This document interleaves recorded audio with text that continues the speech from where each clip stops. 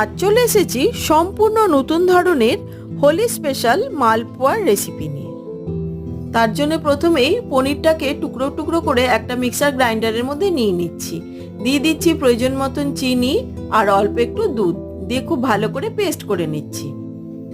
এবার মিশ্রণটাকে একটা বড় বোলের মধ্যে ঢেলে নিলাম। দিয়ে দিচ্ছি সুজি, ময়দা দিয়ে এবার অল্প অল্প করে দুধ দিয়ে একটা পাতলা ব্যাটার তৈরি করে নিচ্ছি। দিয়ে দিচ্ছি মৌরিটাকেও খুব ভালো করে নেড়ে মিশিয়ে নিচ্ছি। দেখুন কনসিস্টেন্সিটা এইরকম হবে।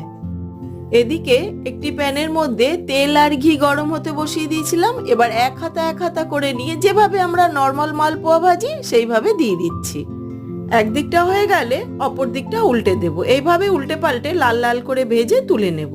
আমি এখানে আর চিনি রসে দিইনি, সেই জন্যে প্রয়োজন মতন চিনি আগেই দিয়ে দিয়েছিলাম। তবে আপনারা চাইলে একটু রস করে তার মধ্যে মালপোয়াগুলো ডুবিয়ে উঠিয়ে নিতে পারেন।